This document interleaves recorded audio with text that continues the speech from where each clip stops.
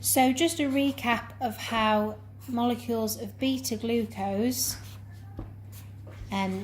can be bonded together to form cellulose. So I'm just going to do the simple structure of beta-glucose. So we've, just like with alpha-glucose, we've got our six-sided ring structure with our oxygen in the top right-hand corner. We've got our CH2OH group up here, off the side of the ring, and then what we're looking at here is our carbon 1 and our carbon 4 to see the difference with alpha glucose. And here the difference is the position of the hydroxyl group. So with beta glucose, the hydroxyl group at position 1 is actually pointing up towards the oxygen and towards the CH2OH, and at carbon 4, like with alpha glucose, it is pointing down. So beta glucose is an isomer of alpha glucose because it's got the same formula, but it is arranged differently in space. So when it comes to this monosaccharide forming the polysaccharide cellulose, which is long chains of beta glucose, we have to draw it slightly differently in order to line up our hydroxyl groups so that the two adjacent monosaccharides can form a glycosidic bond. And if you remember, the way that we do that is by flipping alternate molecules of beta glucose the other way around. So it's simply a mirror image. So what I'm going to do here is draw another molecule of beta glucose next to the one that we've already got, but I'm just going to flip it round. So I always start off with this oxygen here. So instead of it being at the top like it is there, I'm just going to draw it at the bottom. Okay, we've got this hydroxyl group which is up pointing towards the oxygen, so on this side it's going to be pointing down towards the oxygen as well. And then if we keep following this round, so we're making it like a mirror image,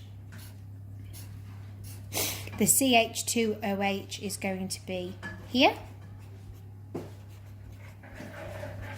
and the hydroxyl group here, instead of being at the bottom like it is on this one, because we flipped it round, this one is going to be at the top.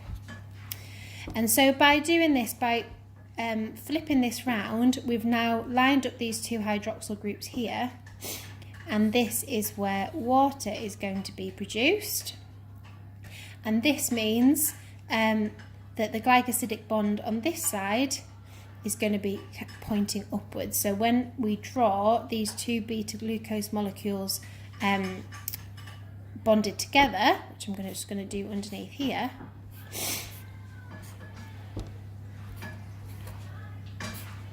and you can simply just copy it from the one above, which is why it's always a good thing to kind of draw both steps so that you can make sure that you don't make any mistakes, as well as showing the condensation and the fact that water's been produced there.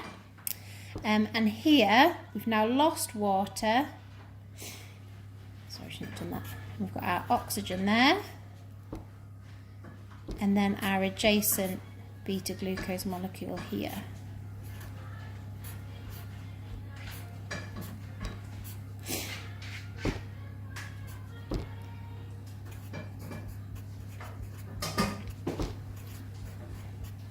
And again, like I've said before, a good thing to do at the end of drawing a molecule like this is just simply to go around and check that everything's got enough bonds. So we can see that this carbon here is bonded to two hydrogens, an oxygen, and to the carbon molecule here. So that's got 4 bonds. That one's got 1, 2, 3, 4. That one's got 1, 2, 3, 4. 1, 2, 3, 4, and as you go around you can see all the carbons have 4 bonds and all of the oxygens have 2.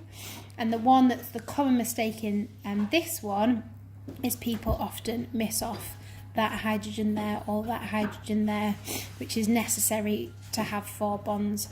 So the glycosidic bond between these two beta glucose molecules is pointing upwards, and then if we were to draw the next monosaccharide along, I'm not going to do the full thing here. But your next monosaccharide would be back the original way round of our beta glucose that we did at the start. So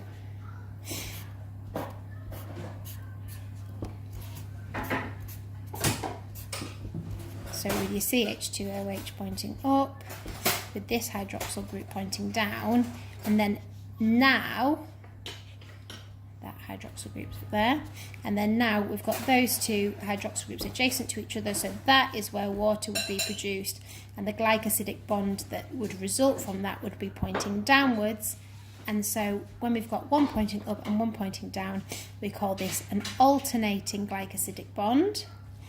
And this is what enables cellulose to form long, straight, unbranched molecules, which is obviously then very important in terms of it going on to be those long, straight, unbranched molecules that are in cell walls and give plant walls their strength.